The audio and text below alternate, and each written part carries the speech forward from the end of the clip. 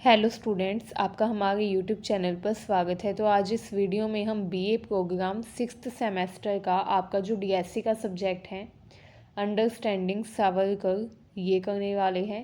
And इस subject की unit 1 इस वीडियो में हम करेंगे। तो अगर आपके पास भी डीएससी में अंडरस्टैंडिंग सावरकर सब्जेक्ट है तो वीडियो को कंप्लीट देखिएगा ताकि यूनिट 1 का कोई भी पॉइंट कोई भी टॉपिक मिस ना हो।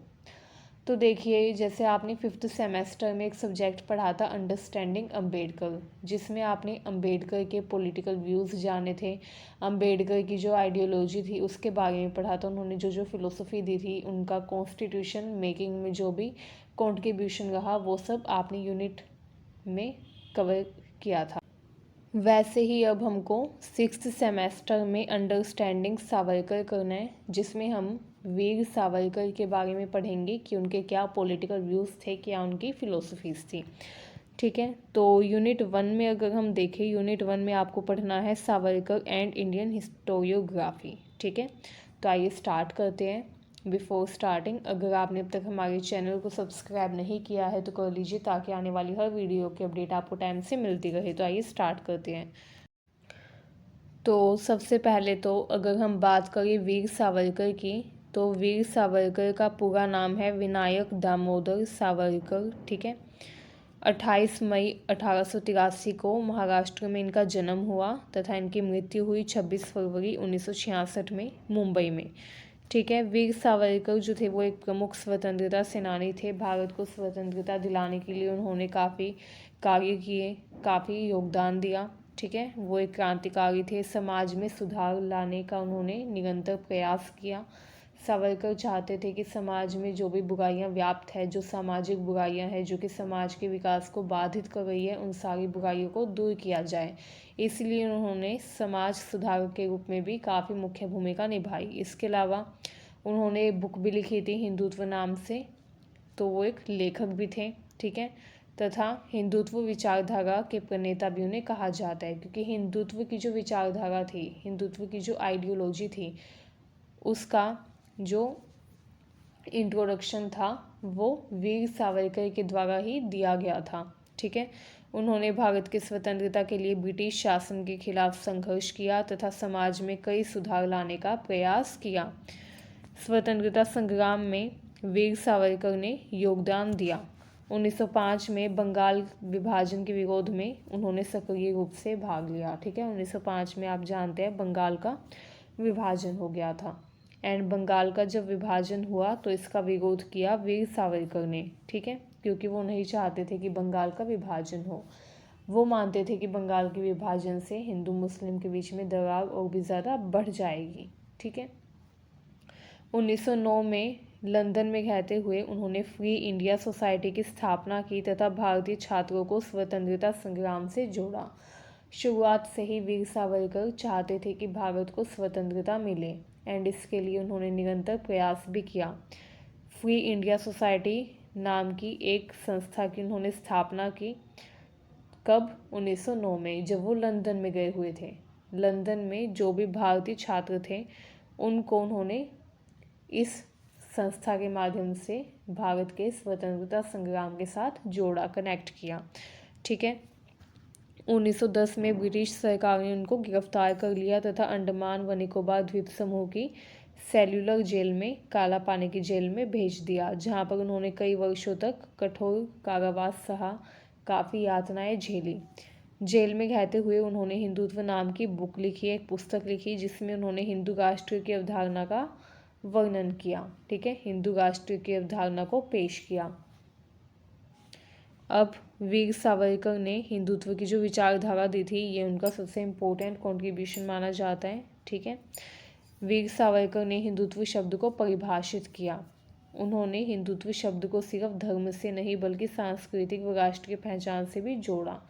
वीर सावरकर जो थे वो मानते थे कि हिंदुत्व का मतलब सिर्फ हिंदू धर्म नहीं है, बल्कि हिंदुत्व जो है ये धर्म से और भी ज़्यादा बढ़कर है। ठीक है, उन्होंने हिंदुत्व को सांस्कृतिक तथा राष्ट्रीय पहचान से जोड़ा, भारत के लोगों की पहचान से जोड़ा, भारत के लोगों की संस्कृति से जोड़ा। ठीक है, तथा उनकी राष्ट्रीय पहचान से उन्होंने हिंदुत्व को कनेक्ट किया, जोड़ा। वे हिंदू राष्ट्रवाद के प्रमुख विचारकों में से एक माने जाते हैं। उन्होंने भारत को हिंदुओं की भूमि बताते हुए राष्ट्र की एकता पर जोर दिया, क्योंकि जो वीर सावरकर थे वो मानते थे कि भारत जो है हिंदुओं की भूमि है, ठीक है, हिंदुओं की पितृभूमि है, पुण्य भूमि है।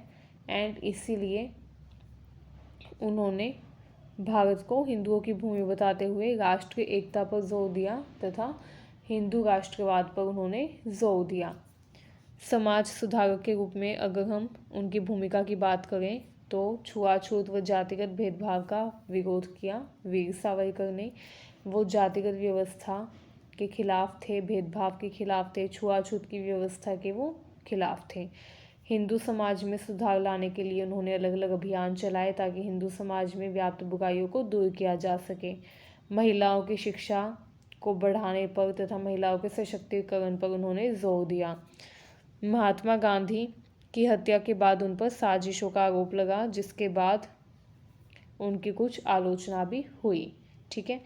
1948 में आप सभी जानते हैं महात्मा गांधी जो थे उनकी मृत्यु हो जाती है। एंड उसके बाद वीर सावरकर जो है उनके ऊपर भी साजिश का आरोप लगता है, लेकिन बाद में उनको अदालत बरी कर देती है, ठीक है। उनकी हिंदुत्व विचारधारा को कुछ लोग राष्ट्रवादी मानते हैं, जबकि कुछ लोग इसे सांप्रदायिकता से जोड़ते हैं। अलग अलग लोगों का अलग अलग विचार है, अलग अलग थिंकिंग है उनकी हिंदुत्व की विचारधारा के बारे में। कुछ लोग हिंदुत्व को सांप्रदायिकता से जोड़ते हैं, कुछ लोग इसको राष्ट्रवाद से जोड़ते हैं, ठीक है। अगर हम उनके निधन की बात करें तो 26 फरवरी 1966 को उन्होंने स्वेच्छा से भोजन पानी त्याग दिया तथा समाधि ले ली, जिससे उन्होंने आत्मार्पण कहा। मतलब आत्मार्पण यानी कि आत्मा का अर्पण, ठीक है। तो जो वीर सावरकर थे उन्होंने खुद ही अपने प्राण त्याग दिए थे अन्न जल त्याग कर, ठीक है। 26 फरवरी 1966 को उन्होंने भोजन पानी त्याग लिया एंड समाधि ले ली। एंड इस तरीके से उन्होंने अपनी आत्मा को अर्पित कर दिया प्रभु के चरणों में। एंड इस तरीके से उनकी मृत्यु हुई, ठीक है।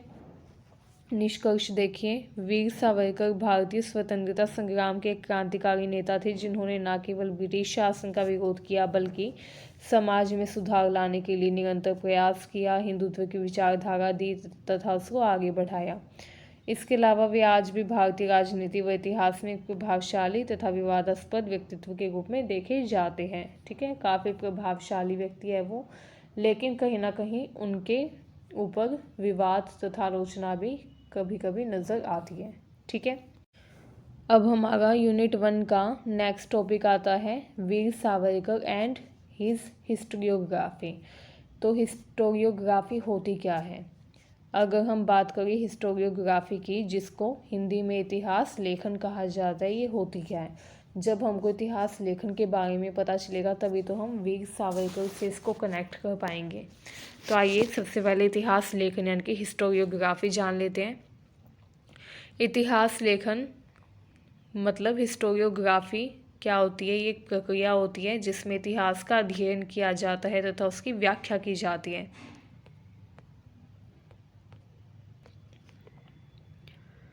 तो इतिहास लेखन जो है ये इतिहास के अध्ययन तथा उसकी व्याख्या करने की प्रक्रिया होती है। इसमें यह देखा जाता है कि विभिन्न समय में इतिहास कैसे लिखा गया, किन स्रोतों का उपयोग किया गया तथा विभिन्न इतिहासकारों ने अतीत की घटनाओं को कैसे प्रस्तुत किया, ठीक है। अब इतिहास लेखन की जो प्रक्रिया होती है ये काफ़ी मुख्य मानी जाती है उन लोगों के लिए जो कि इतिहास में रुचि रखते हैं, ठीक है, जिनको इतिहास के बारे में जानने का शौक़ है। तो इतिहास लेखन जो है वो इतिहासकारों के द्वारा किया जाता है। इस प्रक्रिया में क्या किया जाता है? इतिहास का, हिस्ट्री का अध्ययन किया जाता है, स्टडी की जाती है तथा उसकी व्याख्या की जाती है, ताकि वो लोग जो कि इतिहास जानने के शौकीन हैं उनको इतिहास की घटनाओं के बारे में पता चल सके। इसमें यह देखा जाता है कि इतिहास में क्या क्या हुआ, इतिहास का अध्ययन कैसे किया गया, इतिहास को लिखा कैसे गया, किन स्रोतों का उपयोग किया गया इतिहास को लिखने के लिए, अलग अलग इतिहासकारों ने अतीत की घटनाओं को कैसे प्रस्तुत किया है। तो इन सब का अध्ययन ही इतिहास लेखन यानी कि हिस्टोरियोग्राफी में किया जाता है, ठीक है। मुख्य तत्व की अगर हम बात करें तो इसमें क्या क्या शामिल है? इतिहास की व्याख्या यानी कि इंटरप्रिटेशन, जिसमें अलग अलग इतिहासकार एक ही घटना को अलग अलग तरीक़ों से देखते हैं। ठीक है। स्रोतों का विश्लेषण किया जाता है इसमें। इतिहास के जो अलग अलग स्रोत हैं जैसे प्राचीन ग्रंथ, ऐतिहासिक ग्रंथ, अभिलेख, पुरातात्विक अवशेष तथा अन्य प्रमाण, इन सब का क्या किया जाता है? विश्लेषण किया जाता है। इतिहास की धारणाएं, विभिन्न विचारधारा जैसे मार्क्सवादी, राष्ट्रवादी, उपनिवेशवादी, इन सब विचारधाराओं के आधार पर इतिहास की व्याख्या की जाती है। तो ये कुछ मुख्य तत्व है इतिहास लेखन के।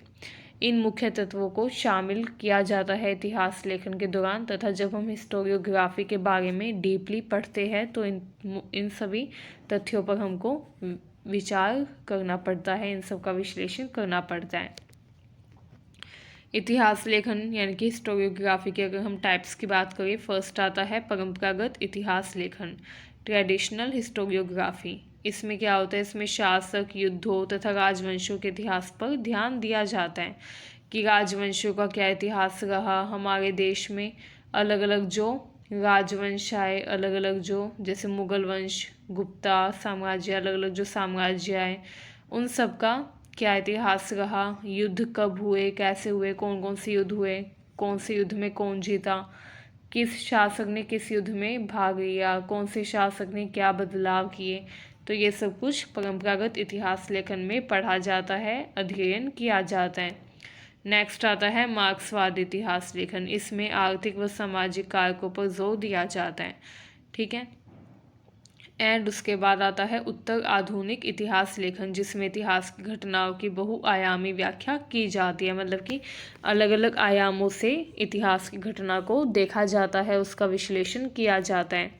महत्व की अगर हम बात करें तो ये जो हिस्टोरियोग्राफी है, इतिहास लेखन है, ये हमें समझने में मदद करता है कि इतिहास कैसे लिखा गया, कैसे प्रस्तुत किया गया। यह इतिहास में मौजूद पूर्वाग्रहों यानी कि बायसनेस को उजागर करता है कि इतिहास में किसी व्यक्ति ने कुछ पक्षपात किया या नहीं। ठीक है। जैसे कई बार क्या होता है, कुछ लोग इतिहास में हेर फेर कर देते हैं। ठीक है, पक्षपात करने के लिए।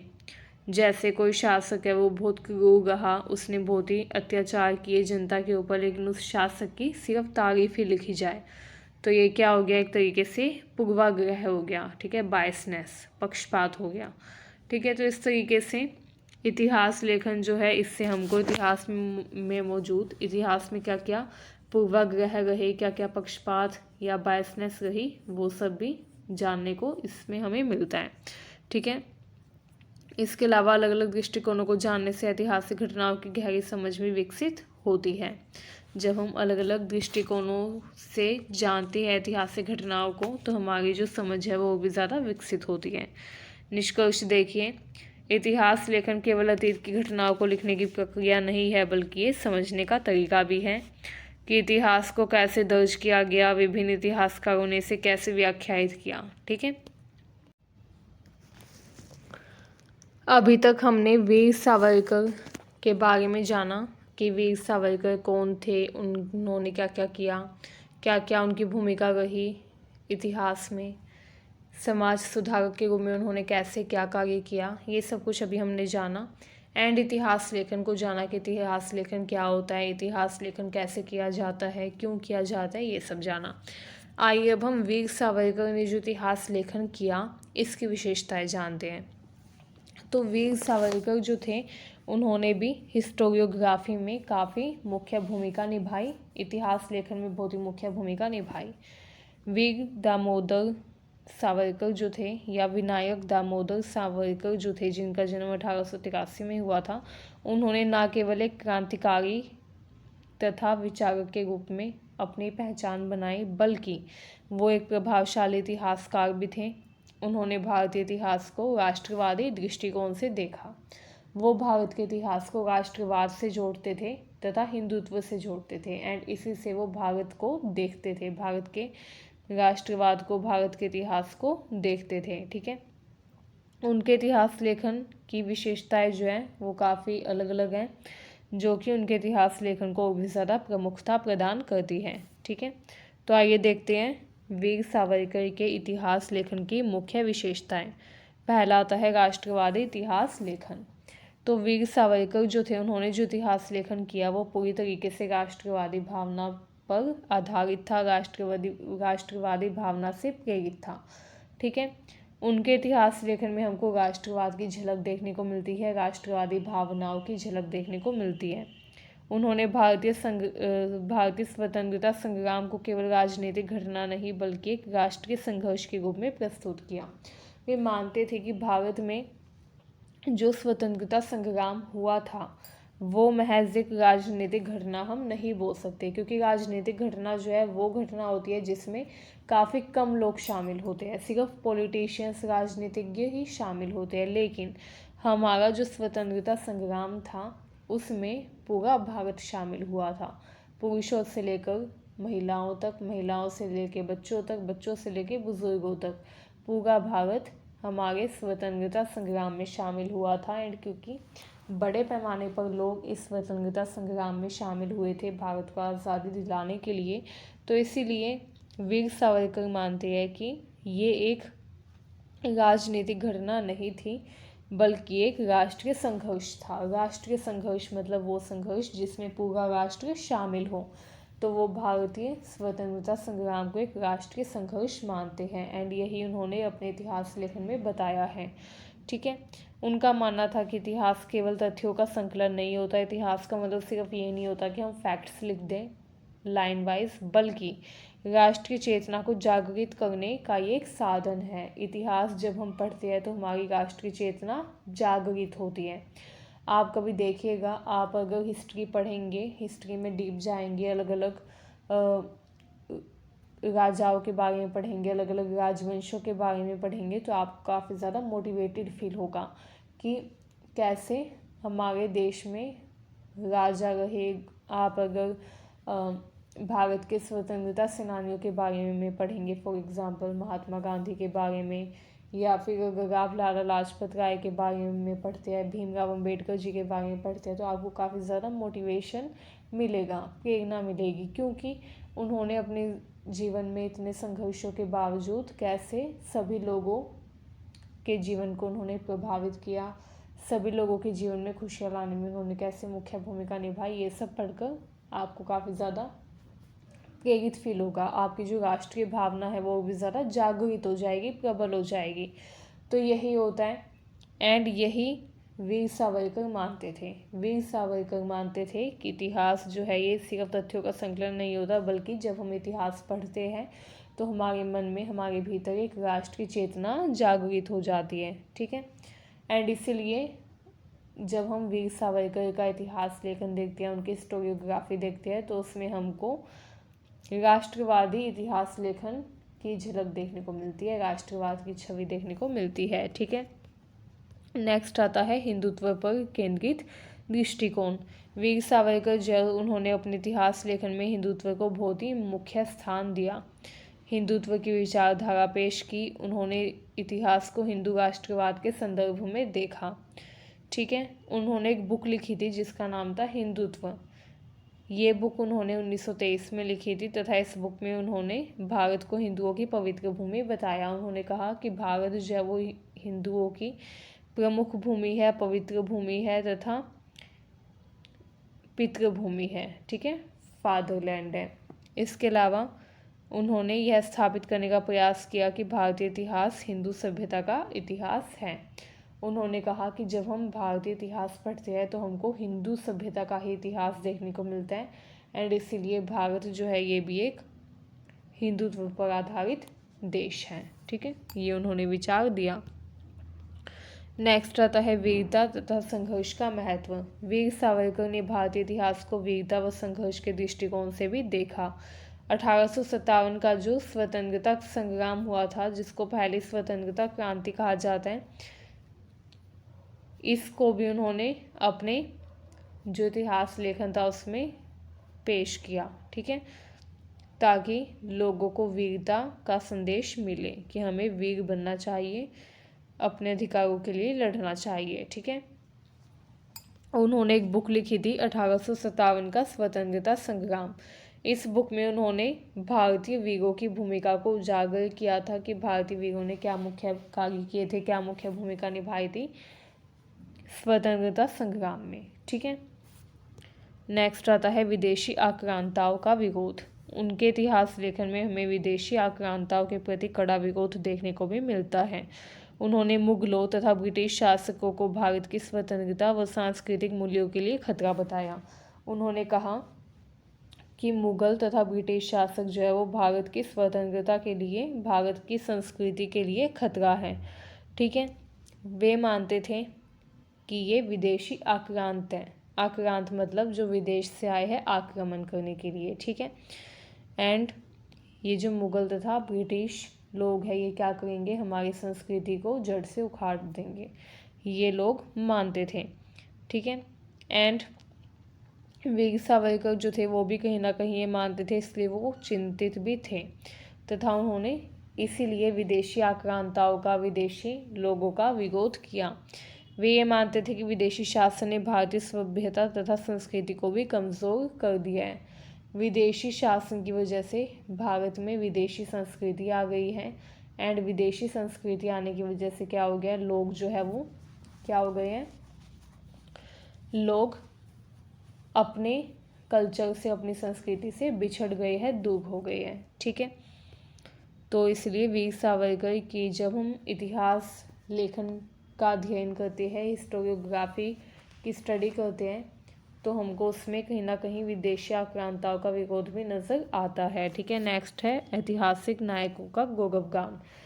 वीर सावरकर जो है उनका जो इतिहास लेखन है वो पूर्ण रूप से ऐतिहासिक नायकों के गौरवगान से भी भरा हुआ है। ठीक है, पूर्ण है। वीर सावरकर ने कई भारतीय नायकों को इतिहास में उनका उचित स्थान दिलाने की कोशिश की। उन्होंने छत्रपति शिवाजी, महाराणा प्रताप, गुरु गोविंद सिंह तथा अन्य योद्धाओं को भारतीय स्वतंत्रता संग्राम के प्रेरणा स्रोत के रूप में प्रस्तुत किया। इसके अलावा उन्होंने भारतीय इतिहास में वीरता, बलिदान तथा संघर्ष को भी विशेष स्थान दिया। नेक्स्ट आता है समाज सुधार व इतिहास। वीर सावरकर जो थे वो सिर्फ राष्ट्रवादी इतिहासकार नहीं थे, बल्कि वो एक समाज सुधारक भी थे। उन्होंने जातिवाद, छुआछूत, अस्पृश्यता के खिलाफ आवाज़ उठाई। ठीक है, उन्होंने ये तर्क दिया कि भारतीय समाज को आंतरिक रूप से हमको मजबूत बनाना है तो इन सामाजिक बुराइयों को जड़ से दूर फेंकना होगा, जड़ से इनको खत्म करना होगा। ठीक है, इसके अलावा वीर सावरकर ने इतिहास की जो घटनाएं थी उनकी पुनर्व्याख्या की। ठीक है, इतिहास में जो भी घटनाएं थी उनको फिर से एक्सप्लेन किया। 1857 के स्वतंत्रता संग्राम के बारे में उन्होंने कहा कि यह सिर्फ सैन्य विद्रोह नहीं था, बल्कि एक संगठित राष्ट्रीय आंदोलन था। उन्होंने मुगलों के शासन को भारतीय संस्कृति के लिए विनाशकारी बताया तथा शिवाजी को स्वतंत्रता संग्राम का महानायक भी घोषित किया। तो ये विचार थे वीर सावरकर के। ठीक है, वीर सावरकर ने इतिहास लिखने के लिए भारतीय तथा विदेशी स्रोतों का विश्लेषण किया। ऐसा नहीं था कि उन्होंने सिर्फ अपने मन से ही इतिहास लेखन कर दिया हो या फिर सिर्फ भारतीय स्रोतों की ही मदद ली हो, नहीं। उन्होंने भारतीय स्रोतों के साथ साथ विदेशी स्रोतों का भी विश्लेषण किया, अध्ययन किया, तब जाकर उन्होंने भारत का इतिहास लेखन किया। उन्होंने ब्रिटिश सरकार के अभिलेखों, पत्रों तथा अन्य ऐतिहासिक दस्तावेजों का अध्ययन किया गहराई से तथा स्थानीय किंवदंतियों, लोक कथाओं, साहित्यिक ग्रंथों, इन सब के आधार पर एक इतिहास लेखन किया। ठीक है, वीर सावरकर का जो इतिहास लेखन था वो सिर्फ तथ्यात्मक नहीं था, बल्कि साहित्यिक दृष्टि से भी काफ़ी ज़्यादा प्रभावशाली था। उनकी लेखन शैली प्रेरणादायक थी, जिससे पाठकों में राष्ट्रभक्ति की भावना जागृत हो। उनकी जो पुस्तकें है, प्रमुख पुस्तकें, वो है 1857 का स्वतंत्रता संग्राम, हिंदुत्व तथा माझी जन्मठेप। ये उनकी प्रमुख पुस्तकें हैं जो कि उन्होंने लिखी थी। ठीक है, इसके अलावा वीर सावरकर ने अपने इतिहास लेखन में भारतीय संस्कृति तथा सभ्यता के गौरव को प्रस्तुत किया है। ठीक है, वीर सावरकर ने जो इतिहास लेखन किया है उसमें उन्होंने भारत की संस्कृति के बारे में, सभ्यता के बारे में बताया है गहराई से। उन्होंने वेद, उपनिषद, महाभारत, रामायण को भारतीय संस्कृति के प्रमुख आधार के रूप में देखा है। उन्होंने कहा है कि यही जो मुख्य ग्रंथ है ये भारत की संस्कृति के प्रमुख आधार है। इन ग्रंथों के बिना भारत की जो संस्कृति है वो अधूरी है, पूर्ण नहीं है।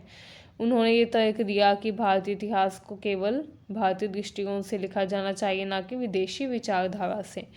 ठीक है, तो ये कुछ प्रमुख तर्क थे वीर सावरकर के इतिहास लेखन से जुड़े हुए। इसके अलावा वीर सावरकर जो थे उन्होंने क्रांतिकारी विचारधारा को भी शामिल किया अपने इतिहास लेखन में। जैसे कि हमने ऊपर पढ़ा था, वो एक क्रांतिकारी थे, समाज सुधारक थे, तो इसीलिए उन्होंने क्या किया, इतिहास को केवल अध्ययन के लिए नहीं बल्कि प्रेरणा के रूप में देखा। उनके अनुसार इतिहास का उद्देश्य नई पीढ़ी को क्रांतिकारी चेतना से जोड़ना होना चाहिए। इतिहास का उद्देश्य होना चाहिए कि हम नई पीढ़ी को क्रांतिकारी चेतना से जोड़ें ताकि उनके अंदर क्रांति की भावना पैदा हो। ठीक है, वे मानते थे कि यदि भारतीय अपने इतिहास को सही तरीके से समझेंगे तो वे अपनी स्वतंत्रता के लिए संघर्ष करने के लिए और भी ज़्यादा प्रेरित हो पाएंगे। तो वो कहीं ना कहीं क्रांतिकारी विचारधारा का भी समर्थन करते थे। ठीक है, वीर सावरकर का जो इतिहास लेखन है इसमें हिंदू मुस्लिम संबंधों के संदर्भ में भी काफ़ी विवाद देखने को मिलते हैं। उन्होंने दावा किया कि भारत में इस्लामिक शासन हिंदू संस्कृति के लिए हानिकारक था। ठीक है, एंड वे ये भी मानते थे कि सभी भारतीयों को एकजुट होकर राष्ट्र निर्माण में योगदान देना चाहिए। ठीक है, इसके अलावा जब हम वीर सावरकर का इतिहास लेखन पढ़ते हैं, इसका अध्ययन करते हैं, तो हमको पता चलता है कि वो नारीवाद तथा महिलाओं की भूमिका पर भी जोर देते हैं। वीर सावरकर ने भारतीय इतिहास में महिलाओं की भूमिका को महत्व दिया। उन्होंने झांसी की रानी लक्ष्मीबाई को स्वतंत्रता संग्राम की महानायिका के रूप में प्रस्तुत किया। इसके अलावा वे मानते थे कि भारतीय महिलाओं को भी वीरता तथा राष्ट्र भक्ति के गुणों से ओतप्रोत होना चाहिए। ठीक है, निष्कर्ष देखिए, वीर सावरकर का इतिहास लेखन केवल भारतीय राष्ट्रवाद, हिंदुत्व तथा स्वतंत्रता संग्राम पर केंद्रित नहीं था बल्कि प्रभावित भी था। उन्होंने इतिहास को केवल बीते समय की घटनाओं का दस्तावेज नहीं माना बल्कि राष्ट्र निर्माण का एक उपकरण माना। वो मानते थे कि अगर हमको अपने राष्ट्र का अच्छे से निर्माण करना है, अपने राष्ट्र का विकास करना है, तो हमको क्या करना होगा, इतिहास का सहारा लेना होगा, क्योंकि वो राष्ट्र निर्माण के उपकरण के रूप में इतिहास को देखते थे। ठीक है, उनके लेखन ने भारतीय स्वतंत्रता संग्राम तथा राष्ट्रवादी आंदोलन को एक नई दिशा दी। हालांकि उनके विचारों को लेकर कई मतभेद भी गए हैं, लेकिन यह निर्विवाद है कि उन्होंने भारतीय इतिहास लेखन को एक नई दृष्टि प्रदान की। उनके इतिहास लेखन ने भारत के इतिहास लेखन को पूर्ण रूप से बदल दिया तथा एक नई दृष्टि उसको प्रदान की। ठीक है, एंड उनके विचार आज भी राजनीतिक तथा सामाजिक चर्चाओं में काफ़ी महत्वपूर्ण स्थान रखते हैं। ठीक है, सो यहीं पर हमारी यूनिट 1 कंप्लीट होती है। अभी हमने जाना कि वीर सावरकर के क्या क्या विचार थे इसको इतिहास लेखन को लेकर। ठीक है, हिस्टोरियोग्राफी को लेकर उन्होंने क्या क्या बातें कही, क्या क्या उनके इतिहास लेखन की विशेषताएं हैं। तो ये कुछ प्रमुख विशेषताएं थी वीर सावरकर के इतिहास लेखन की। आज के लिए बस इतना ही, मिलते हैं नेक्स्ट वीडियो में। अगर आपको वीडियो अच्छी लगी हो तो चैनल को सब्सक्राइब करिए, वीडियो को शेयर करिए अपने दोस्तों के पास। Thank you for watching this video.